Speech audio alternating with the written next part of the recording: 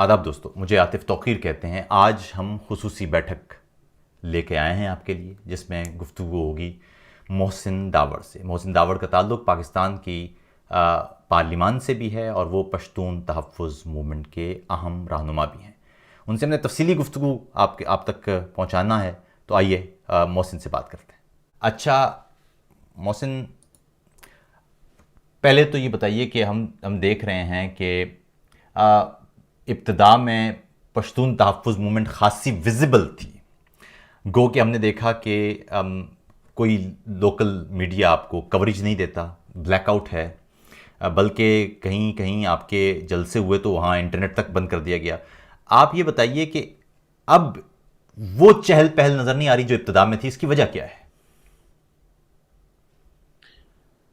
عاطف بھائی، ایک تو میرے خیال میں ایک ہو رہی ہے ڈیلی بیس پر، عید پر بھی آپ نے دیکھا ہوگا کافی ایکٹیویٹیز ہوئی تھی۔ وہ جو بڑے جلسے ہوتے تھے وہ فی الحال اس لیے بھی نہیں ہو رہے ہیں کہ ایک تو چند مہینوں سے یہ کورونا پورے کے پورے ماحول کو اپنے لپیٹ میں لیا ہوا ہے، تو اس کی وجہ سے کافی ریسٹرکشنز بھی ہیں اور ہم بھی تھوڑا احتیاط کر رہے تھے، تو بڑی گیدرنگز فی الحال نہیں ہوئی، لیکن مطلب یہ جو چھوٹی موٹی میٹنگز ہیں اور مطلب مظاہرے ہیں یہ تو جاری ہے۔ اچھا یہ بتائیے کہ ہم ہر کچھ عرصے بعد دیکھتے ہیں کہ آپ کے مذاکرات ہو رہے ہیں حکومت کے ساتھ، کبھی کس کے ساتھ، تو کیا ہے مذاکرات؟ کہاں ہیں مذاکرات؟ نتیجہ کیا نکلا ہے؟ اب تک اس کا کچھ خاص نتیجہ نہیں نکلا۔ اب اس دفعہ بھی حکومت کی طرف سے مذاکرات کی آفر آئی ہے اور ہم نے کافی پازیٹیولی اس کو رسپونڈ کیا ہے، تو ایک دو انفارمل میٹنگز بھی ہوئی ہے۔ ہم نے اعتماد کی بحالی کے لیے کچھ شرائط رکھی ہیں، وہ ان پر عمل ہوگا، اعتماد بحال ہوگا، تبھی اس کے بعد پھر مذاکرات آگے بڑھیں گے۔ اچھا آپ کیا سمجھتے ہیں کہ جو مذاکراتی ٹیمیں آپ تک پہنچتی ہیں، ملتی ہیں، وہ کتنی با اختیار ہوتی ہیں؟ کہ آپ کو نہیں لگتا کہ آخر میں تو فیصلے بیچارے سویلینز کے پاس ہے بھی نہیں؟ میرے خیال میں آتے بھائی، وہ جو مذاکرات کی آفر لے کر آتے ہیں وہ پوچھ کر ہی آتے ہیں، مطلب وہ کوئی ان کا اپنا فیصلہ تھوڑی ہوتا ہے، وہ کسی کے کہنے پر آتے ہیں یا کہیں سے پوچھ کر آتے ہیں، اس کے بعد ہی مطلب وہ مذاکرات کی آفر کرتے ہیں۔ اس کے اور ہمارا بھی بنیادی تو جو انفارمل سیٹنگ یا مثال جب فارمل سیٹنگز بھی ہوگی تو اس میں بھی جو ڈیمانڈز ہم رکھیں گے تو ظاہر بات ہے، مطلب یہاں پر تو معمولی سی باتوں کے لیے بھی وہ پوچھتے ہیں، اور یہ پھر جب ہماری اتنی بڑی ڈیمانڈ ان کے سامنے آئے گی تو وہ تو ظاہر بات ہے، مطلب وہ بہت کنٹرول، پہلے سے ہماری ڈیموکریسی اتنی کنٹرول ہے، لیکن اس موجودہ حکومت نے تو پھر سارے پرانے ریکارڈ ہی توڑ دیے۔ اچھا محسن یہ بتائیں کہ پشتون تحفظ موومنٹ سے ایک عام پشتون کی زندگی میں کیا فرق پڑا ہے؟ دیکھیے جی، ایک عام پشتون کی زندگی میں اسپیسیفکلی اور بھی تقریباً تمام پاکستانیوں کی زندگی میں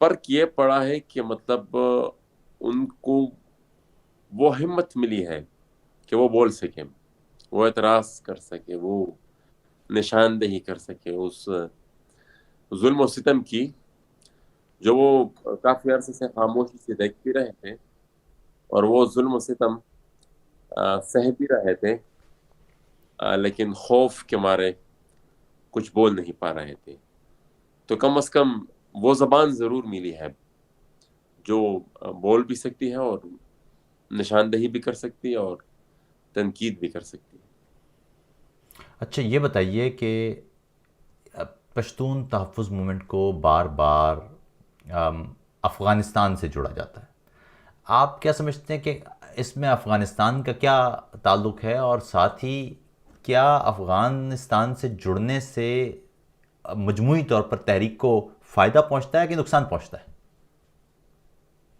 دیکھیے جی، بعض حقیقتیں ایسی ہیں جنہیں ہم اگر چاہیں بھی تو تبدیل نہیں کر سکتے، ہم اپنے پڑوسی ممالک کو تبدیل نہیں کر سکتے، انہوں نے ساری زندگی ہمارے پڑوس میں ہی رہنا ہے، چاہے وہ ہندوستان ہے یا افغانستان ہے، اب جب جہاں تک پشتون تحفظ موومنٹ کی بات ہے تو وہ افغانستان، اب ہمارا مسئلہ یہ ہے کہ ہمارا جو ڈورین لائن کے آس پاس جتنے بھی لوگ رہ رہے ہیں ان کا مسئلہ یہ ہے، وہ بھی جنگوں کے ستائے ہوئے ہیں، ہم بھی جنگوں کے ستائے ہوئے ہیں، تو یہ جنگ کے خلاف جب ایک آواز اٹھی تو اس کو اتنی ہی مقبولیت ڈورین کے اس پار بھی ملی جتنی اس کو یہاں ملی ہے. تو اس مقبولیت کو بہانہ بنا کر ہمیں نشانہ بنایا جاتا ہے، حالانکہ یہ تو بنیادی انسانی حقوق کا تقاضا کر رہی ہے یہ موومنٹ، اور یہ تو جنگ کی مخالفت کر رہی ہے. جنگ چاہے جہاں بھی ہو، ہاں یہ بات ہے کہ جس جنگ کا ہم سامنا کر رہے ہیں اور جس جنگ کی وجہ سے ہم نے سفر کیا ہے، اسی جنگ کی وجہ سے افغانستان نے بھی کافی مار کھائی، ہاں کافی لیکن آپ انہوں نے بھی دیکھتے نہیں سفر ہیں کہ آپ کو نہیں لگتا کہ جب بھی پاکستان میں تو نہیں لیکن بیرون ملک جب جلسے ہوتے ہیں پی ٹی ایم کے اور اس میں افغانستان کا کوئی جھنڈا ہوتا ہے تو اسے باقاعدہ پروپیگنڈا کے لیے استعمال کیا جاتا ہے کہ یہ دیکھیے تو یہ لوکل تحریک ہی نہیں ہے، تو آپ کو نہیں لگتا کہ اس سے نقصان پہنچتا ہے یا اس کو پروپیگنڈا کے لیے استعمال کیا جا سکتا ہے؟ دیکھیے جی، نظریات کی تو کوئی باؤنڈریز نہیں ہوتی، وہ تو، اور پھر یہ جو جنگ کے خلاف جو نظریہ ہے وہ تو ہے ہی بین الاقوامی. اب یہ تو مطلب جہاں تک میں نے شروع میں بات کر دی کہ جس جنگ نے ہمیں ستایا ہے اسی جنگ کی وجہ سے افغانستان نے بھی کافی سفر کیا. اب جہاں تک جنڈے کی بات ہے، ہم تو بارہا کہہ چکے ہیں کہ بھائی ہمارے پی ٹی ایم کی جتنی بھی گیدرنگز ہیں، خصوصاً جو اوورسیز گیدرنگز ہیں، ان میں ہم نے کافی دفعہ کہہ چکے ہیں کہ اس میں آپ جھنڈا وغیرہ لے کر نہ آئے، بس یہ پی ٹی ایم کے اپنے ایک سفید اور ایک سیاہ اور سفید دو جھنڈے ہیں، اسی کی موجودگی ہونی چاہیے.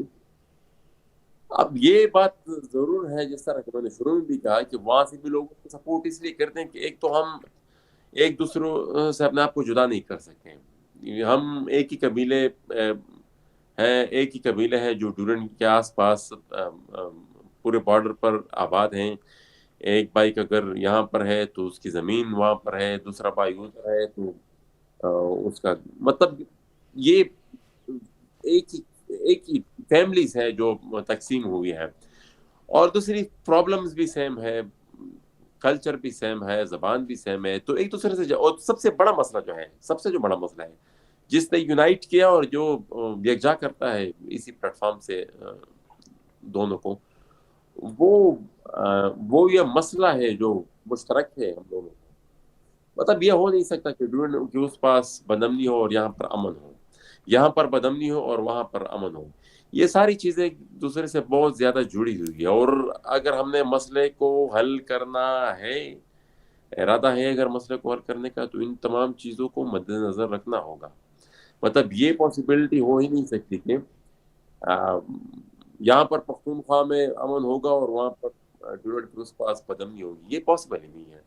یا یہاں پر بدامنی ہوگی اور وہاں پر امن ہوگا، یہ بھی پاسبل نہیں ہے. یہ دونوں ایک دوسرے کے ساتھ جڑی ہوئی ہے.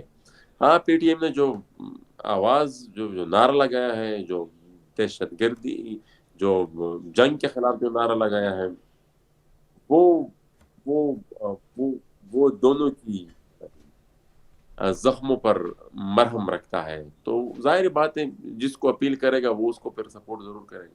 اچھا، آپ کے ابھی نعروں کی بات ہو رہی ہے، آپ کے ہاں ایک ہم نے سوشل میڈیا پہ اکثر دیکھا کہ اور بلکہ جو سابقہ D G I S P R تھے انہوں نے بھی کئی دفعہ اپنی پریس کانفرنس میں کہا کہ یہ جو دہشت گردی ہے اس کے پیچھے وردی ہے. یہ نعرہ اس سے پہلے پاکستان میں اس طرح جلسوں میں نہیں لگا تھا جس طرح پھر پی ٹی ایم کے جلسوں میں لگا. آپ کتنا اون کرتے ہیں اس کو، اور اگر یہ ایسا ہے تو پھر ریاست کا رسپانس کیا ہے، اور کیا سمجھتے ہیں کہ کتنا بیلنس کر کے چلا جا سکتا ہے اس نعرے کے ساتھ؟ ایک تو یہ چیز جنرلائز جب ہو جاتی ہے تو مطلب وہ تو ظاہری بات ہے کہ اس جنگ کے وکٹمز تو وہ بیچارے سپاہی بھی ہیں، وہ بھی اس جنگ کے وکٹمز ہیں. یہ نعرہ نیا نہیں ہے، یہ نعرہ کافی پرانا ہے. اب جہاں تک اس نعرے کا بیک گراؤنڈ ہے، اس میں کتنی حقیقت ہے، تو میرے خیال میں وہ تو پاکستانی جنرلز جو ہیں وہ بارہا، ایک نہیں کئی جنرل بارہا اس چیز کا اقرار کر چکے ہیں. آپ حمید گل کے سٹیٹمنٹس دیکھ لیں، آپ یہ اسلم بیگ اور یہ عبدالقادر، تمام جتنے بھی ریٹائرڈ، جب وہ ریٹائرڈ ہو جاتے ہیں تو وہ اپنی جو اچیومنٹس ہیں وہ پھر گنواتے رہتے ہیں. اور اب تو جی اب کے پاکستان کے منتخب وزیر اعظم نے یہی بات الفاظ بدل کر کئی فورمز پر بھی کی ہے. مطلب وہ نیو یارک ٹائمز کے ساتھ ان کا انٹرویو پڑا ہوا ہے. ایران جب وہ گئے تو وہاں پر بھی انہوں نے یہ بات کی. موجودہ جو سٹنگ ہمارے آرمی چیف ہے انہوں نے بھی رشیا میں کانفرنس میں یہ بات کی ہے کہ مطلب وہ 40 سال پہلے جو ہم نے جو کچھ بویا تھا وہ اب ہم کاٹ رہے ہیں. اب جو ہمارا بیانیہ ہے اس پہ تو انہوں نے بار بار مہر تصدیق ثبت کی ہے اپنے بیانات کے ذریعے. اب یہ ہے کہ اس چیز کی اصلاح کرنی ہے نہیں کرنی، یہ چیز اس پر ڈیبیٹ ہو سکتی ہے، اور وہ اس چیز کی وضاحت پر ہاں، ظاہر یہ بات کیونکہ ہے کہا پاکستانی جاتا ملٹری ہے کہ اسٹیبلشمنٹ. یہ جو نعرے یہ جو نعرے جی لگتے ہیں، اس سے عام جو سپاہی ہے، بتایا ہی جاتا ہے کہ عام سپاہی ڈی مورلائز ہو جاتا ہے، اس کا حوصلہ پست ہو جاتا ہے کہ اس کو کہا جا رہا ہے. اور آپ یہ کہہ رہے ہیں کہ ہم اس عام سپاہی سے ہمارا کوئی لینا دینا ہی نہیں ہے، وہ تو خود وکٹم ہے، بلکہ جو پالیسی میکرز ہیں پالیسی اصل میں میکر بات سے ان کی ہو ہمارا، رہی جی بالکل پالیسی میکر سے ہمارا لینا دینا ہے. جو وہ جو جرنیل جو پالیسی بناتے ہیں ان سے ہمارا. میں جب خڑ کمر کے بعد ہماری رہائی ہوئی، میری تقریر ریکارڈ پر موجود ہے پارلیمنٹ کے فلور پر، میں نے اس میں بھی یہی کہا تھا کہ یہ جو ریٹائرڈ جرنیل یہ بات کہتے ہیں، پرویز مشرف کی سٹیٹمنٹس بھی ہے کہ بھائی ان ملیٹنٹس کو ہم نے اس لیے بنایا کہ بھائی ہم نے انڈین انفلوئنس کو کاؤنٹر کرنا تھا افغانستان میں. تو میں نے پارلیمنٹ کے فلور پر بھی یہ بات کی تھی کہ پھر ان سپاہیوں کی شہادت کا کیا بنے گا جو اسی جنگ میں شہید ہوئے ہیں، اور جن کی شہادت کے پیچھے بعض پالیسی ساز چھپنے کی، مطلب وہ انہی کی شہادت کے پیچھے چھپتے ہیں. تو وہ بات آپ کی ٹھیک ہے. مطلب ہمارا مسئلہ پالیسی ساز سے ہے. وہ جو بیچارہ ہم سپاہی ہے وہ تو وکٹم ہے، جس طرح ہم وکٹمز ہیں وہ بھی اسی طرح کا ایک وکٹم ہے اس پوری اسٹریٹجک گیم کا. اچھا یہ بتائیں، ابھی اپنے خڑ کمر کا واقعہ اس کا ذکر کیا، یہ واقعہ کیا ہوا تھا؟ ہم نے سوشل میڈیا پہ دیکھا، بلکہ پاکستان کے ٹیلی ویژن تک پر چلتا رہا کہ آپ نے فوج پر حملہ کیا تھا. فوج پہ حملہ کیوں کیا تھا آپ نے؟ دیکھیے جی، فوج پر حملہ کون کر سکتا ہے؟ وہ ایک پرامن احتجاج تھا، اور ایک پرامن احتجاج ظاہری بات ہے میں اس علاقے کا نمائندہ ہوں، جو بھی مسئلہ ہوگا میں نے وہاں پہنچنا ہے، ضرور پہنچنا ہے. لوگوں نے اتنی سختیوں اور اتنی دونس اور دمکی کے باوجود ہر قسم کے خطروں کو ایک طرف رکھ کر مجھے اس ایوان تک پہنچایا، تو میری ذمہ داری بنتی ہے کہ میں ہر کہیں پہنچوں. وہ احتجاج جاری تھا. جب ہم وہاں پر پہنچے تو اس کے بعد وہ لوگ کافی ہوسٹائل انوائرمنٹ تھا ان کا. وہ بیریئرز تھے، وہ کراس کرنے نہیں دے رہے تھے. جب ہم نے ایک بیریئر کراس کیا، دوسرا بیریئر کراس کیا، اور اس کے بعد جب ہم دوسرا بیریئر کراس کیا تو پھر جب ہم ساتھیوں کے ساتھ جانے لگے تو پیچھے سے فائرنگ کی آوازیں. شروع میں ہم یہ سمجھ رہے تھے کہ شاید کراؤڈ کو ڈسپرس کرنے کے لیے ایریل فائرنگ ہو، لیکن وہ پھر جب آس پاس لوگ گرنے لگے اور وہ خون پھر ہوا ہم نے دیکھا تو پھر اس کے بعد اندازہ چلا کہ یہ تو اسٹریٹ فائر کر رہے ہیں.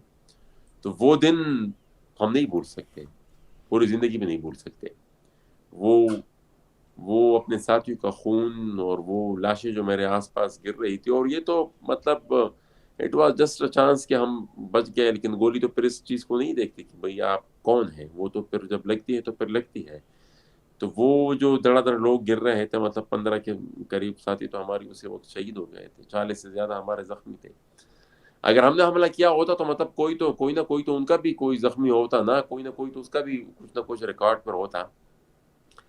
کوئی بھی نہ کیس ریکارڈ پر، نہ لیگل تو کوئی تحقیقات کوئی اس کی، میں کوئی انویسٹیگیشن ہوئی، کوئی انکوائری ہوئی؟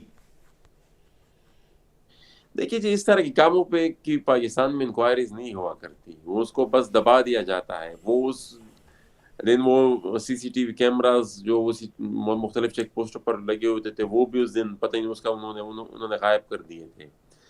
اور ساتھ ہی ساتھ مطلب وہ ہمارے ساتھیوں کو جس طرح اب ایسے بھی ہمارے ساتھی تھے جو موقع پر شہید بھی ہوئے تو، اور ان کے اوپر ایف آئی آر بھی کاٹی گئی، ان کو چارج بھی کیا گیا تھا. تو تحقیقات تو بس وہی ہے، ریکارڈ وہی ویڈیوز ہے جو ریکارڈ پر پڑی ہوئی ہے، جو ہمارے ساتھیوں نے اپنی جان ہتھیلی پر رکھ کر کچھ نہ کچھ ویڈیوز پھر بھی ریکارڈ کر لی تھی، اور جس کی وجہ سے وہ جو پرسیپشن اور جو نیریٹو وہ بنانے کی کوشش کر رہے تھے پاکستانی میڈیا کے ذریعے، وہ نیریٹو پھر کافی حد تک پھر کاؤنٹر بھی ہوا. ابھی ہم اس نے میں کچھ دن پہلے صاف دیکھا ظاہر ہے کہ کون محسن، گولیاں برسا رہا چمن ہے. کا جو واقعہ ہوا، جی دونوں طرف غریب لوگ رہتے ہیں، کئی لوگ ایسے بھی ہیں جو بیچارے چھوٹی چھوٹی چیزیں ہیں ان کا پورا کاروبار ہے، ایک عرصے سے وہ علاقہ بند ہے. ایک تو یہ بتائیے کہ اس طرح سرحد کی بندش سے ایک عام پشتون وہ اس طرف ہو کہ اس طرف ہو، اس کی زندگی کو کتنا دھچکا پہنچتا ہے. دوسرا یہ کہ یہ بندش حکومت کا کہنا یہ ہے کہ کووڈ کی وجہ سے ہے. آپ کا کیا موقف ہے؟ دیکھیے جی، اب کووڈ کی وجہ سے تو مطلب یہ تو مین بارڈر ہے. بہت سے ایسے راستے ہیں جو کھلے، میرے پاس ویڈیوز بھی موجود ہیں جن میں اسی باڑ کے آس پاس جو گزر جانے والے لوگ ہیں وہ گزر بھی جاتے ہیں، ان کو راستے معلوم ہوتے ہیں، وہ ان کے لیے راستے چھوڑ دیے جاتے ہیں یا پھر وہ خود نکال لیتے ہیں.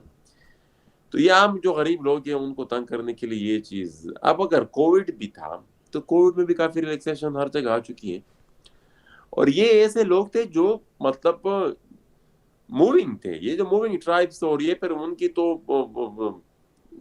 سال سے، ہزاروں سال سے وہ لوگ، یہ ممالک تو ابھی بنے ہیں، ریاستیں تو ابھی بنی ہیں، یہ تو قبیلوں کے بیچ میں سے ایک باڑ گزار دی گئی. انہوں نے پھر اس وقت ریزسٹ بھی نہیں کیا، کیونکہ ان کو یہ آسانی تھی کہ چلو بارڈر سے ہم آسانی سے آتے جا سکتے ہیں. لوگوں کی رشتہ داریاں ہیں کافی لوگوں کی. جب وہ ٹاسک فورس کی جب میٹنگ تھی تو اس میں وہ وہاں کے ہمارے مولانا صاحب جو وہاں کے میں تو وہ کہہ رہے تھے کہ سینگڑ کی تعداد میں شادیاں رکی ہوئی ہیں اس بارڈر کی وجہ سے، اور وہ جو جنازے اور وہ جو فوتیاں ہوتی ہیں وہ تو آپ اس کو ایک طرف رکھ دیں، وہ بھی کافی لوگ مطلب اس میں پریشانی کا سامنا کر رہے ہیں. اچھا، یہ کاروباری لوگ جو ہے، جو مثال یہ صبح جا کر چھوٹی موٹی چیز وہاں سے لے کر یہاں پر بیچ دیتے تھے اور 400-500 ہزار روپے اپنی دن کی دیہڑی نکال لیتے تھے، ہزاروں کی تعداد میں اس طرح کے لوگ تھے، وہ الگ سے پریشان تھے. اور اوپر فیصلے بھی ہوئے وہاں پر، ہمارا درمیان یہی انڈرسٹینڈنگ ہوئی کہ مطلب اس چیز کو فوراً کول دینا چاہیے، کم از کم 10-15 دن کے لیے کول دینا چاہیے، انلیس کہ کوئی اور پراپر فل ٹائم ارینجمنٹ اس کے لیے ہو. لیکن جب سیاسی لوگ فیصلہ کریں اور وہ پھر آگے جا کر امپلیمنٹ نہ ہو، یہ کوارنٹین سینٹر جو ہے، ہمیں محکمہ صحت والوں نے کہا ہوا تھا کہ بھئی یہ ہم کب کا ختم کر چکے ہیں، لیکن وہاں پھر بھی موجود تھا، اور وہ اس کو ایز اے ویپن یوز کیا جاتا تھا. لوکل جو آبادی تو اس کو تنگ کرنے کے لیے، جس کی بھی جی میں چاہا اس کو کوارنٹین میں ڈال دیا، اور کوارنٹین وہاں پر وہ اس کو ایک جیل کی حیثیت سے یوز کیا جا رہا تھا. تو جب فیصلے ہوں گے، سیاسی لوگ آپس میں فیصلے کریں گے اور وہ اگر جا کر امپلیمنٹ نہیں ہوں گے تو پھر اسی طرح کے واقعات سامنے آئیں گے. اچھا، آپ بھی اریسٹ ہو چکے، علی وزیر بھی اریسٹ ہو چکے، منظور پشتین بھی اریسٹ ہو چکے، پھر مقدمات ہم سنتے ہیں کہ آپ پر بنتے ہیں، پھر آگے کہا جاتا ہے کہ جو مقدمات ختم کر رہے ہیں. یہ پورا معاملہ ہے کیا؟ مقدمات ختم کر رہے ہیں تو وہ جو لوگ قتل ہو جاتے ہیں، مر جاتے ہیں، وہ کہاں جائیں گے؟ ان کے مقدمات کیا ہوں گے؟ دیکھیے جی، یہ تو ایک نہ ایک دن ریاست نے اس چیز کا جواب تو دینا ہوگا. اب جہاں تک جھوٹ کو چھپانے کے لیے وہ ایک اگریسو سٹیپ لیتے ہیں، الٹا وہ جو مظلوم ہے انہی کے اوپر مقدمات وہ ڈال دیتے ہیں تاکہ ان کے جو غلط اعمال ہیں اس کو چھپایا جا سکے، اور وہ جو کوتاہیاں ان سے ہوئی ان کو وہ چھپا سکیں. اب اس کو چھپانے کے لیے وہ الٹا جو مظلوم ہوتے ہیں ان کے اوپر ایف آئی آر کر دیتے ہیں. اب وہ جب جھوٹ کی بنیاد پر ایک کیس بنے گا تو اس کی تو مطلب ظاہری بات ہے ٹیمپریری ہی تو کچھ عرصے کے لیے آپ تنگ تو کر دیں گے لیکن جب اس کی سپورٹ میں کچھ ہوگا نہیں تو ایونچولی یا وہ عدالت وہ کیس ختم کر دے گی یا پھر آپ کو خود اس کو واپس لینا ہوگا.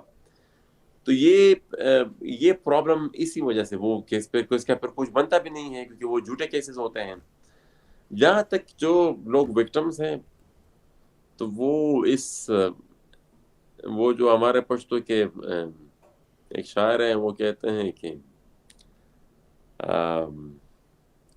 وقت دلتا چی قدم دلک پخیالک دا دے خاور کانی بوٹی شہیدان دی یا کہ جو ایک ایک پتھر ہے وہ شہیدوں کے خون سے رنگا ہوا ہے تو وہ ایک دن تو اس کا جواب ریاست کو دینا پڑے گا. لیکن یہ بتائیں کہ اس طرف امریکہ اور طالبان کے درمیان تو ڈیل ہو گئی. اب ہم دیکھ رہے ہیں کہ ایک ممکنہ طور پر ایک نیا مسئلہ وہاں کھڑا ہو سکتا ہے. ایک طرف اگر جو عوامی شعبے میں جو دنیا بھر کے پیسے خرچ ہوئے یا جو دنیا بھر نے کام کیا وہاں پر خواتین کے حقوق کے حوالے سے وہاں تعلیم گاہوں یا سکولز کے حوالے سے، اب اگر یہ معاہدہ ہے اور ظاہر ہے تمام دنیا اس خواہش میں ہے، اس امید میں ہے، دعا کر رہی ہے کہ یہ کامیاب ہو جائے اور وہاں پر امن ہو، آپ کس طرح دیکھتے ہیں کہ طالبان کے ساتھ یہ معاہدہ کابل حکومت کا چل سکے گا؟ دیکھیے جی یہ تو وقت ہی ثابت کرے گا اور افغان جو ہے وہ خود ثابت کریں گے کہ کتنا وہ ایک پیج پر ایک دوسرے کے ساتھ آ سکتے ہیں اور کتنا پھر آگے جا کر وہ جو بھی ورکنگ ریلیشن اگر بنتا ہے تو وہ کتنے حد تک وہاں کے جو افغان ہیں ان کے جو بنیادی انسانی حقوق ہیں، جو خواتین کے حقوق ہیں، ان کی تحفظ وہ کر سکیں گے. یہ ایک میرے خیال میں پوری جو انٹرنیشنل کمیونٹی ہے ان کی ایک کریڈیبلٹی بھی اسٹیک پر ہے. وہ اگر اس پورے نظام اگر یہ ٹوٹ گیا جس طرف آپ نے اشارہ کیا، مطلب جو خواتین کی حقوق ہے یا دوسری جو انسانی حقوق ہیں ان کا تحفظ اگر وہ نہ کر پائے جس بھی طریقے سے ہو، چاہے وہ افغانستان کے جو اندر مختلف اقوام آباد ہیں، جو مختلف سٹیک ہولڈرز آباد ہیں، ان کے آپس میں جو ڈائلاگ ہو، نتیجہ جو بھی نکلے ان سے وہی چیز پھر میٹر کرے گی. تو وہ جو نتیجہ نکلے گا وہ اگر جنگ کی صورت میں ہوگا یا جس کی صورت میں ہوگا، لیکن اگر اس نتیجے کی صورت میں افغان جو ہے ان کی بنیادی انسانی حقوق کا تحفظ نہیں ہو پاتا تو میرے خیال میں پوری کی پوری عالمی دنیا وہ جو ہے وہ افغانوں کی مجرم ہوگی. پی ٹی ایم اگلے 6 ماہ میں، 1 سال میں، 2 سال میں آپ کہاں دیکھ رہے ہیں؟ کیونکہ بہت سارے لوگ یہ سمجھتے ہیں کہ جب تک کوئی منظم پولیٹیکل آرگنائزیشن نہیں بنتی کوئی بھی تحریک زیادہ سے زیادہ ایک پریشر گروپ بن سکتی ہے. 2 سال پہلے ہم دیکھ رہے تھے کہ جس طرح سے وہ پریشر بلٹ اپ کر رہی تھی، اب ہم دیکھتے ہیں کہ ظاہر اس میں کووڈ کا بھی ہے ایلیمنٹ اور دیگر بھی، اب اس طرح سے نہ وہ بڑے ہم جلسے دیکھ پا رہے ہیں، نہ وہ اس طرح سے پریشر ہے. خاص طور پر جب آپ کو اور علی وزیر کو گرفتار کیا گیا تھا اس دور میں بھی ہم دیکھ رہے تھے کہ ایک ویکیوم ہے. پی ٹی ایم جس انداز سے باہر نکل سکتی تھی، جس انداز سے آپ کی رہائی کے لیے یا علی وزیر کی رہائی کے لیے وہ کھڑی ہو سکتی تھی، اس طرح ہم نے نہیں دیکھا. تو کیا سمجھتے ہیں کہ پی ٹی ایم اگلے 6 ماہ میں، 1 سال میں، 2 سال میں کہاں پر ہے؟ بالکل جی، آپ نے عاطف بھائی بہت درست فرمایا. میں تو پہلے ہی دن سے، چونکہ میں تنظیمی سیاست پوری عمر کرتا رہا ہوں اور میں یہ سمجھتا ہوں کہ کسی بھی تنظیم کے بغیر کوئی بھی تحریک نہیں چل سکتی. ایفیکٹولی وہ اپنے منزل مقصود تک یا جتنے بھی اس کے اپنے آبجیکٹیوز ہیں وہ اچیو نہیں کر سکتی. اگر تنظیم نہیں ہوگی تو وہ بس ایک پولیٹیکل موب ہوگی اور وہ بس وقت کے ساتھ ہی وہ ڈائی ڈاؤن ہو جائے گی. میرے خیال میں خڑ کمر کا جو واقعہ تھا اس نے کافی چیزوں کو ڈیفائن کیا, اور یہ جتنی بھی یہاں پر اس ریجن میں موومنٹس چلی ہیں یا آگے چلیں گی, ان کا اگر کوئی جائزہ لے گا تو وہ, اور پہ خصوصاً اگر کوئی پی ٹی ایم کا جائزہ لے گا تو میرے خیال میں جو خڑ کمر کا انسیڈنٹ تھا وہ ایک ڈیفائننگ مومنٹ اس میں اس لحاظ سے بھی ہوگا کہ اس سے بہت سی چیزیں پر واضح ہو گئی. اسٹرکچر نہیں تھا, اور میں یہاں پر صرف ایڈ کرنا چاہوں گا, اسٹرکچر نہ ہونے کی وجہ سے محسن میں صرف یہاں ایڈ کروں گا کہ آپ سمجھتے ہیں کہ اگر آرگنائزیشن نہیں بنتی تو پی ٹی ایم دن بدن کمزور ہوگا؟ بالکل جی, بالکل, اس میں کوئی شک نہیں ہے. اگر تنظیم نہیں بنتی, اگر پراپر ڈیموکریٹک اسٹرکچر نہیں بنتا تو میرے خیال میں کوئی بھی سسٹم زیادہ دیر تک نہیں چل سکتا. ڈیموکریسی بیسک پرنسپل ہونے چاہیے کسی بھی آرگنائزیشن اسٹرکچر میں. اچھا محسن, ابھی ہم ایک اور چیز میں دیکھوں گا, وہ یہ کہ اس وقت ایک تو ہے نا, ایک تو رائیولری ہے, ایک لڑائی ہے اسٹیبلشمنٹ کے خلاف یا جو مقتدر قوتیں ہیں ان کے خلاف, لیکن ایک طرف یہ بھی تو ہم دیکھتے ہیں کہ خود پشتونوں کے درمیان ایک خاص ڈویژن ہے. ایک بالکل وہ ہیں جن کے بارے میں ہم وہ کہتے ہیں محب وطن, مہا محب وطن, تو وہ پشتونوں کے اپنے اندر یہ ڈویژن کس طرح ختم ہوگی؟ یہ جی ایک المیہ ہے, یہ ہماری بہت بڑی بدقسمتی ہے. میں اکثر یہ کہتا ہوں اپنے جو ڈیبیٹ ہوتی ہے آپس میں, تو میرا اپنا یہ موقف ہے کہ اگر پی ٹیم یہ بھی کر پائی کہ اگر پوری کی ساری کی ساری نہ بھی ہو تو اگر چند جو سیاسی قوتیں بھی ہے, جو پشتون نیشنلسٹ قوتیں, ان کو بھی اگر ہم یکجا کر سکیں تو میرے خیال میں وہ بھی بہت بڑی اچیومنٹ ہوگی ہماری. بہرحال یہ میرا اوپینین ہے.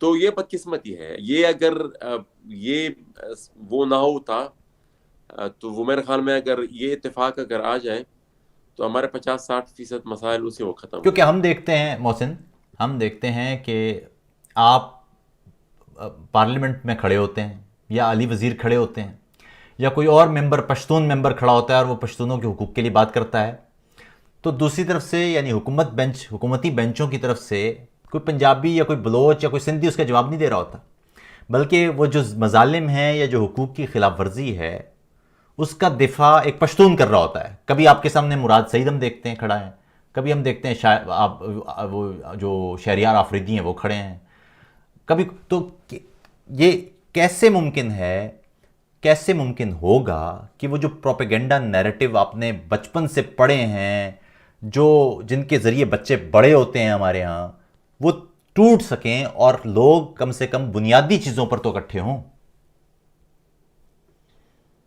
دو مختلف ایشوز ہیں. ایک تو یہ جس طرف آپ نے اشارہ کیا, ایک تو جو لائک مائنڈڈ قوتیں ہیں ان کا اتحاد ہے, اور ایک آپ نے براڈر اوورال پشتون کی جو بات کی ہے. تو ایک تو جو پشتون فورسز, نیشنلسٹ فورسز ہے, ان کی اتفاق کے بعد اس پہ تو میں نے اپنی کمنٹری کر دی کہ بھئی میری تو یہی خواہش ہے کہ ان میں کم از کم اتفاق ہو. جہاں تک آپ نے دوسری مثال دی کہ بھئی وہاں سے مراد سعید, تو دیکھیے جی صرف پشتونخوا میں پیدا ہونے سے وہ آپ بائی برتھ تو شاید پشتون ہو, لیکن پشتون والی از اے کوڈ آف ایتھکس. وہ اگر کوئی نہیں فالو کرے گا تو نام کیا 100 دفعہ بھی پشتون بن جائے, لیکن جب آپ کا عمل اس کو سپورٹ نہیں کرے گا تو مطلب میں اس بندے کو اس رینک میں پھر شمار کروں گا ہی نہیں. یہ اب سے نہیں, کافی عرصے سے, مطلب یہ جتنی بھی قوتیں ہیں جس نے اس دھرتی کے لیے آواز اٹھائی ہے, ان کو کاؤنٹر کرنے کے لیے اس طرح کے مہرے وقتاً فوقتاً میدان میں اتارے گئے ہیں, لیکن ان کی بہت ہی کم عمر ہوتی ہے. وہ ان کو ٹیشو پیپر کی مثال ہوتی ہے وہ اس کو استعمال کر کے پھر پھینک دیا جاتا ہے. وہ سیاسی لوگ نہیں ہوتے ہیں، عوام کے نمائندے نہیں ہوتے، وہ نوکر ہوتے ہیں جو نوکری کرتے ہیں انہی قوتوں کی جو مظالم ڈال رہے ہیں، جو اپریسو فورسز ہیں جس نے پوری قوم کو محکوم بنایا ہوتا ہے. اب انہوں نے اپنے کچھ وہ پالے ہوتے ہیں اور وہ ان مہروں کی وجہ سے، ان مہروں کے ذریعے کاؤنٹر کرنے کی کوشش، ایک ناکام کوشش کرتے ہیں، لیکن پھر جو حقیقت ہے وہ قوم بھی دیکھتی ہے اور وہ پھر اس قسم کے مہروں کے ذریعے وہ پھر کاؤنٹر ہو بھی نہیں سکتے. اچھا، آپ کو نہیں لگتا کہ پاکستان میں جو دیگر جو پروگریسو فورسز ہیں ان کو ساتھ جڑنا چاہیے؟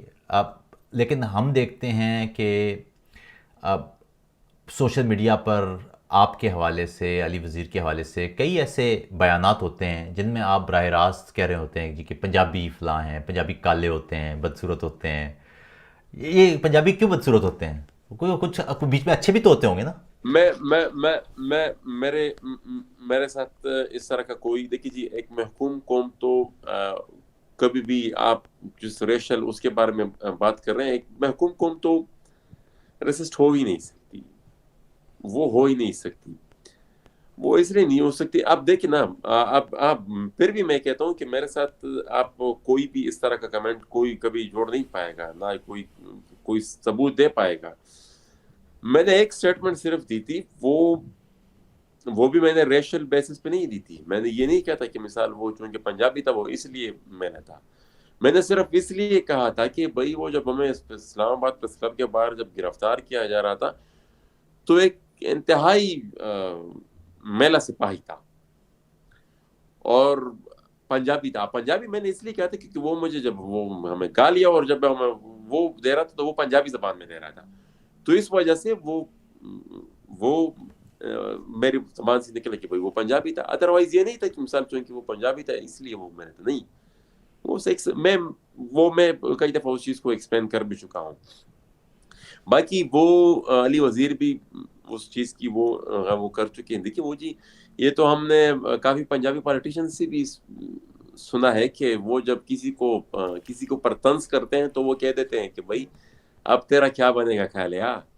اب وہ کالیا جو ہے، کالیا ایک کریکٹر کا نام ہے، وہ کسی قومیت سے اس کو نہیں جوڑا سکتے. وہ تو وہ امیتابھ کی فلم کا وہ جو کریکٹر تھا، وہ جو گبر سنگھ کی گینگ والا ایک کالیا تھا، تو وہ اس کالیا پھر ایک کریکٹر بن گیا تھا، ایک مائنڈ سیٹ بن گیا تھا. تو وہ تو ہم دیکھتے ہیں کہیں میں نے ابھی میرے پاس ابھی بھی پروف موجود ہے، کئی پنجابی پالیٹیشنز کو بھی میں نے دیکھے جب وہ اپنے مخالفین کو کوستے ہیں یا ان کو پر کسی قسم کا تنقید کرتے ہیں تو وہ اسی طریقے کہتے ہیں کہ وہی اب تیرا کیا بنے گا کالیا.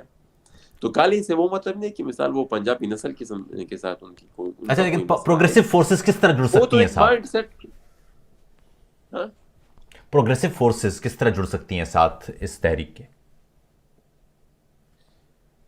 دیکھیے جی، یہ انیشیٹو بھی کسی نہ کسی کو تو رہنا ہوگا، اور یہ ویکیوم ہے اس چیز کے لیے، کافی بڑا ویکیوم ہے اس خصوصاً پاکستان کے کانٹیکسٹ میں. اگر ہم دیکھیں تو پولیٹیکلی مطلب یہ چیز کافی لوگ شاید اس انتظار میں ہوں اور اس چیز کی ضرورت بھی ہے. لیکن بس پھر جو بھی لیڈ کرے گا اور جو بھی پہلا یہ انیشیٹو لے گا تو وہ میرے خیال میں کافی ریسیپشن کافی اچھی ملے گی. اچھا یہ بتائیں، ہم نے ٹی وی پر دیکھا جی کہ این ڈی ایس آپ کو فنڈ کرتی ہے، را فنڈ کرتی ہے، فلاں فنڈ کرتا ہے، آپ پر یہ الزام بھی ہے، منظور پشتین پر یہ الزام ہے اور یوں ہے. میڈیا آپ کو کوریج دیتا نہیں، سوال آپ سے کیے جاتے ہیں لیکن کہا جاتا ہے جواب آپ نہیں دیں گے. تو ایسے میں کیا ایسا طریقہ ہو سکتا ہے کہ آپ، اور سوشل میڈیا پر ذرا اب 85 قدغنے ہیں، میڈیا سے اس لیے بیچاروں سے، صحافیوں سے اس لیے کچھ گلہ نہیں کیا جا سکتا کہ ان کی حالت آپ کے سامنے ہے. ابھی متی اللہ جان کا واقعہ آپ کے سامنے ہے، اور پھر یہ متی اللہ جان نہیں بلکہ ہم پچھلے کئی عرصے سے دیکھ رہے ہیں کہ وہاں صحافی جو بھی کھڑا ہوتا ہے تو اس کے پیچھے سے یا تو اس کی آرگنائزیشن کھسک جاتی ہے یا وہ خود کھسک جاتا. تو ایسے موقع پہ، ایسے ماحول پہ جب آزادی رائے اس حد تک زبوں حالی کا شکار ہو اور دوسری طرف حکومت بھی جمہوری ہو سب ہو، تو کیسے چیزیں بہتر ہوں گی؟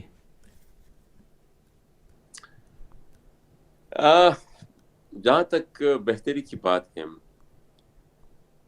تو وہ اس موجودہ پاکستان میں مجھے اتنی آسانی سے ہوتی ہوئی دکھائی نہیں دے رہی. آئی ایم سوری ٹو سے انفارچونیٹلی، لیکن یہ ایک حقیقت ہے. جہاں تک آپ نے ان جن الزامات کی بات کی کہ بھئی وہ لگتے ہیں، تو الزامات تو دیکھیے جی، وہ میں تو پارلیمنٹ کے فلور پر بھی، وہ جب آئی اس پیار نے پریس کانفرنس کی تھی کہ بھئی ان کو فنڈنگ ملتی ہے، پارلیمنٹ کے فلور پر میں نے ان کو چیلنج کیا تھا کہ آپ لائیں ثبوت. میں اپنے آپ کو اس پارلیمنٹ کے سامنے احتساب کے لیے حاضر کرتا ہوں، آپ بھی احتساب کے لیے پیش ہو جائیں، میں بھی احتساب کے لیے پیش ہو جاتا ہوں. کس کو کتنی فنڈنگ کہاں سے ملی ہے آپ ثبوت لے کر آئیں، ہم بھی بتائیں گے کہ آپ نے فلانی فنڈنگ جو آئی تھی وہ کہاں پر لگائی. تو یہ تو مطلب جس طرح وہ دہشت گردی کے جھوٹے کیسز بناتے ہیں، اسی طرح فنڈنگ کے وہ جھوٹے الزامات لگاتے ہیں. اور ہمارے ساتھ جو ریسورسز ہیں وہ پوری دنیا کو پتہ ہے کہ یہ چیزیں دیکھیے. جب اب مسئلہ یہ ہے کہ یہاں پر جن لوگوں نے ساری عمر اس طرح کے کام کیے ہوں کہ پیسوں کے زور پر انہوں نے تنظیمیں بنائی ہوں، پیسوں کے زور پر انہوں نے الائنسز بنائے ہوں، پیسوں کے زور پر انہوں نے تحریکیں بنائے ہوں، وہ جب کوئی انڈیجنس اس طرح کی کوئی چیز ہو بھی، خودرو کوئی چیز اگر ہوتی بھی ہو، تو ان کو انہوں نے چونکہ خود وہ ساری عمر وہ پیسوں کے ذریعے وہ کام کیا ہوتا ہے، تو ان کو اس میں بھی پیسہ ہی نظر آتا ہے کہ شاید ان کو بھی کوئی نہ کوئی فنڈ کر ہی رہا ہو. ان کو شاید ان احمقوں کو شاید یہ پتہ نہیں ہوتی کہ مطلب یہ نیچرل چیزیں جو ہوتی ہے، یہ جو انڈیجنس تحریکیں ہوتی ہیں، یہ پیسوں کے ذریعے نہیں چلتی. یہ ہمیں کاؤنٹر کرنے کے لیے انہوں نے بھی ایک پاکستان زندہ باد موومنٹ بنائی تھی، اور وہ 2,000 روپے لے کر ایک بندے کو اکٹھا کرتے تھے اور ایک جلسے کرتے تھے، لیکن وہ فلاپ ہو گئی. تو اگر پیسوں کے ذریعے ہی تحریکیں کامیاب ہوتی تو پاکستان زندہ باد موومنٹ جو ہمیں کاؤنٹر کرنے کے لیے بنائی گئی تھی تو وہ کامیاب ہو جاتی. اچھا، آخر میں بھی بتائیں، قبائلی علاقوں میں اب پچھلے 2 سال سے تو آپ وہاں کے نمائندے، اسکول یا صحت کے شعبے میں آپ کیا کچھ کر پائے ہیں؟ کچھ ہے آپ کے بس میں؟ دیکھیے جی، ہم تو دہشت گردی ہے، صحت کی حالت خراب ہے، ایجوکیشن کی بھی حالت خراب ہے. بدقسمتی سے وہ ایک ایسا سٹیٹس کو بن گیا ہے کہ جب تک ایک اچھی مضبوط ول پاور والی حکومت نہیں آتی، حال میں درست سمت میں لے کے جانا، اس چیز کی اصلاح کرنا میرے خیال میں بہت ہی مشکل ہے. یہاں پر تو سسٹم پہلے سے کافی کنٹرول تھا، لیکن اس موجودہ حکومت نے تو سب کچھ دوسرے صاحبان کے حوالے کر دیا ہے. اب ہم تو چیز کو بھی ہاتھ لگاتے ہیں تو اس چیز نے اگر پھر ہونا بھی ہو تو پھر وہ نہیں ہو پاتی. میرے حلقے میں نادر کا ایک دفتر ہے، وہ انہوں نے کینٹ کے اندر بنا دیا. تو میں نے وہ کوشش شروع کی لوگ تنگ، تو انہوں نے کہا کہ کینٹ کے اندر ہمیں کافی بڑی تلاشوں کے بعد اندر جانا پڑتا ہے، اور اکثر وہاں پر وی آئی پی موومنٹ ہوتی ہے، تو ہم دور دراز علاقوں سے آتے ہیں، تو پھر وہاں پر جب ہمیں آتا ہے تو پتہ چلتا ہے کہ اندر آ جانے کی اجازت نہیں ہے، تو ہم پھر واپس جانا پڑتا ہے. تو میری یہ خواہش تھی کہ بھئی یہ کینٹ سے باہر نکلے لوگوں کو آنے جانے میں آسانی ہو، اور اس چیز کی خبر صاحبان کو. اب یہ بہت معمولی سا کام ہے، میں نے فری آف کاسٹ ایک بلڈنگ بھی ارینج کر دی تھی اس کے لیے. ایک معمولی سے ہی کام ہے، لیکن چونکہ صاحبان کو خبر ہو گئی تو، اور صاحبان یہ سمجھتے تھے کہ بھئی یہ تو ایک معمولی سا کام بھی اگر یہ کر پائے گا تو وہ اس کا کریڈٹ بھی پھر لے گا، تو اس کو کریڈٹ تو جانا ہی نہیں چاہیے. اب باوجود اس کے کہ عوام کو اس چیز کی ریلیف مل رہی تھی، لیکن وہ کام انہوں نے نہیں ہونے دیا. تو وہ تو روڑے اٹکاتے ہیں. جس بھی سرکاری افسر سے ہم فون پر بات بھی کرتے ہیں، اس سے بھی پھر کافی پوچھ گچھ ہوتی، لیکن پھر بھی مطلب وہ کوشش ان کی یہ ہے کہ مثال ان کی جو پاور ہے، ان کی جو سپورٹ ہے، ماس سپورٹ ہے، پاپولرٹی ہے، اس کو کنٹین کیا جا سکے. لیکن یہ وہ جو چیز لے کر، جس بیانی کے ساتھ ہم نے ووٹ لیا تھا، ہم اس بیانی پر قائم ہیں. انشاءاللہ عوام کی سپورٹ بھی اس یہ سے بتائیں پہلے سے زیادہ محسن، ہے، کم نہیں. آپ جلسے کرنے جاتے ہیں، وہاں جلسوں پہ گندا پانی چھوڑ دیتے ہیں، وہاں انٹرنیٹ کی سروسز معطل ہو جاتی ہیں، وہاں لوگوں کو دھمکیاں موصول ہونا شروع ہو جاتی ہیں، آپ کوئی کام کرنے لگتے ہیں تو کام نہیں کرنے دیا جاتا، آپ کو لگتا ہے کہ جو بھرپور آوازیں پاکستان بھر سے آپ کو ملنا چاہیے تھیں وہ نہیں مل رہی، آپ کچھ لکھتے ہیں تو لوگ اس میں زیادہ تر گو کہ بھرتی کے ٹرولز ہوتے ہیں وہ اس پر جملے بازی شروع کر دیتے ہیں، آپ کچھ کام کرنے لگتے ہیں تو کہا جاتا ہے جی کہ آپ فلاں سے آپ کی فنڈنگ آ رہی، غصہ نہیں آتا؟ دیکھیے جی، غصہ اگر آتا تو مطلب میرے خیال میں یہ غصے والا کام ہے نہیں، اس کو یہ بہت ہی لمبا سفر ہے، اور یہ تحمل کے ساتھ اور استقامت کے ساتھ ہی ممکن ہو سکے گا اس سفر کو آگے لے کے جانا۔ غصے کا کام یہ ہے نہیں، کافی حد تک انہوں نے پرووک کرنے کی کوشش بھی کی ہے کہ مثال ان کو غصہ آ جائے اور وہ پرووک ہو جائے، تو گولی اگر ہمیں غصہ نہ دلا سکی تو یہ ٹرولز کی گالیاں اور یہ پروپیگنڈے یہ ہمیں کیا غصہ دلا سکتے اچھا، ہیں؟ بلوچوں کے ساتھ تو بے ان شمار کی تو مسائل خواہش ہیں، ہے کہ ہمیں بلوچ بے شمار لوگ ہیں جو لاپتہ ہیں، بے شمار مسخ لاشیں مل رہی ہیں، وہ اب بھی مل رہی ہیں بلکہ ان میں اضافہ ہوا ہے، سندھ میں بھی حالات برے ہیں، پنجاب میں بھی اب تو حالات برے ہیں، کشمیر اور گلگت بلتستان کی حالت بھی، آپ کو نہیں لگتا کہ آپ کے گو کہ آپ کے جلسوں میں ثانوی انداز سے بات ہوتی، کہ آپ کو لگتا نہیں کہ ان متاثرہ علاقوں میں انکلوڈنگ پنجاب، وہاں پر بھی بے شمار مسائل اس طرح کے اب شروع ہو گئے ہیں جو بھی حقوق کے لیے آوازیں اٹھ رہی ہیں، آپ کو نہیں لگتا کہ مربوط تعلق ہونا چاہیے، ایک نکاتی کم سے کم ایک پلیٹ فارم ہونا چاہیے جس پر اس طرح کی تمام آوازیں اکٹھی ہوں؟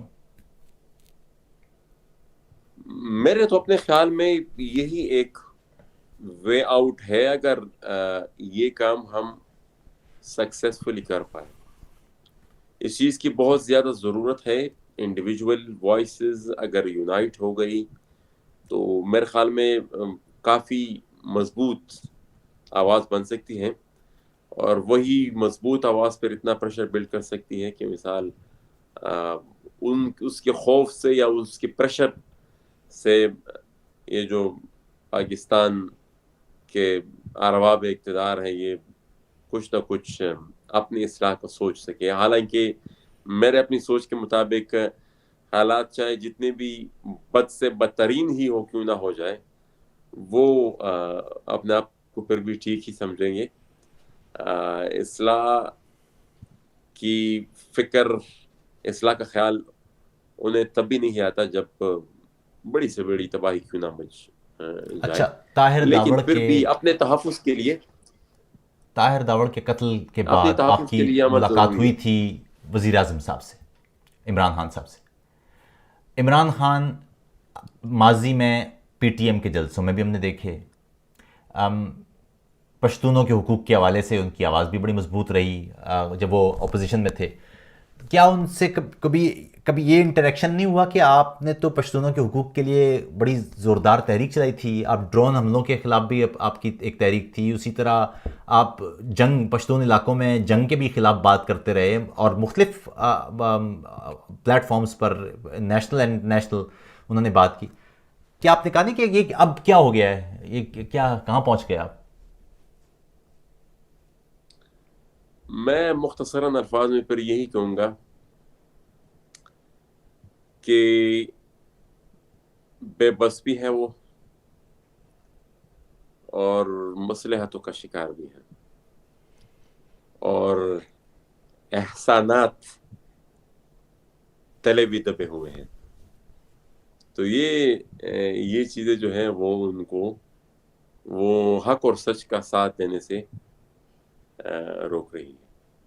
اچھا، آخر میں محسن، آخر میں کل ہم نے دیکھا، پرسوں کشمیر کا گو کہ نیا نقشہ نہیں تھا لیکن چلیے حکومت نے اعلان کیا کہ نیا پولیٹیکل میپ پاکستان کا آ گیا ہے، اس میں جموں اور کشمیر کا علاقہ جو کہ پہلے بھی تھا، ہم نے تو پوری زندگی اسکولوں میں وہی پڑھا تھا، لیکن انہوں نے کہا جی کہ اب باقاعدہ طور پر اس کو شامل کر لیا گیا ہے۔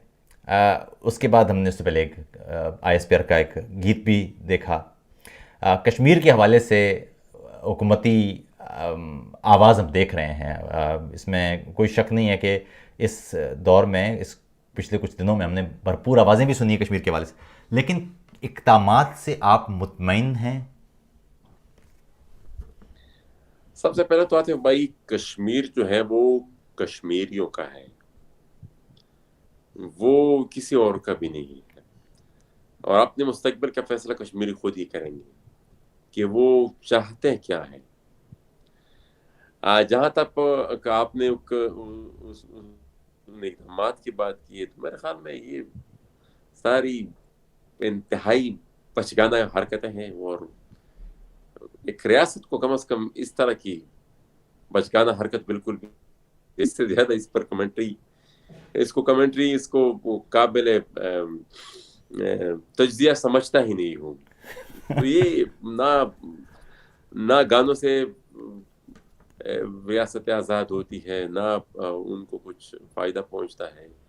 جو حقیقت ہے وہ سب ہے، جو مودی نے کرنا تھا وہ انہوں نے کر دیا، اور یہ ہمارے جو صاحبان ہیں یہ دیکھتے رہے۔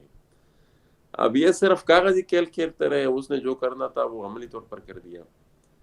تو وہ میرے خیال میں شاید میرا مطمئن ہونا نہ ہونا تو ایک طرف، کشمیر بھی شاید مطمئن نہیں ہے، اور شاید ان کو اپنے بھی ایک فیصلہ کرنا چاہیے، اور واضح طور پر اپنے ایک موقف کے ساتھ آنا چاہیے کہ بھئی وہ کیا چاہتے ہیں۔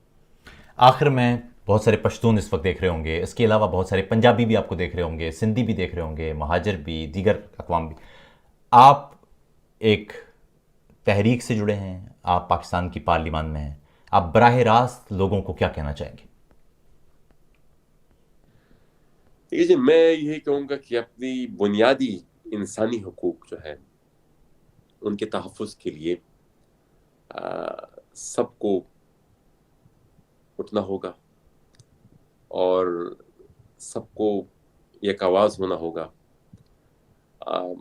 ادروائز یہ جو آہستہ آہستہ ان کے جو حقوق تھے، ان کی جو آوازیں ہیں، مطلب جینا یہاں پر تنگ کیا جا رہا ہے ان کے اوپر، تو اٹھنا ہوگا سب کو یک آواز ہو کر، اور مصلحتوں سے نکلنا ہوگا، کیونکہ مصلحتیں وہ پھر انسان کو کہیں کا نہیں چھوڑتی، اور وہ پھر مصلحت در مصلحت، پھر وہ پھر انسان سب کچھ کھو بیٹھتا ہے۔ بہت بہت شکریہ محسن۔ بہت شکریہ، تھینک یو، بہت شکریہ۔ بہت شکریہ محسن۔ آپ تمام دوستوں کا بھی بہت شکریہ۔ کوشش کریں گے کہ اسی طرح اگلی بیٹھک میں دوبارہ آپ سے ملاقات ہو، اور اسی طرح مختلف موضوعات پر آپ تک وہ گفتگو جو کہیں اور نہیں پہنچ پاتی وہ پہنچتی رہے۔ اپنا خیال رکھیے گا۔ السلام علیکم۔ اگر آپ نے اب تک متبادل کا یہ چینل سبسکرائب نہیں کیا ہے تو کر لیں، اور لائیو بیٹھک کے ساتھ جڑے رہنے کے لیے بیل کا نشان بھی دبا دیں۔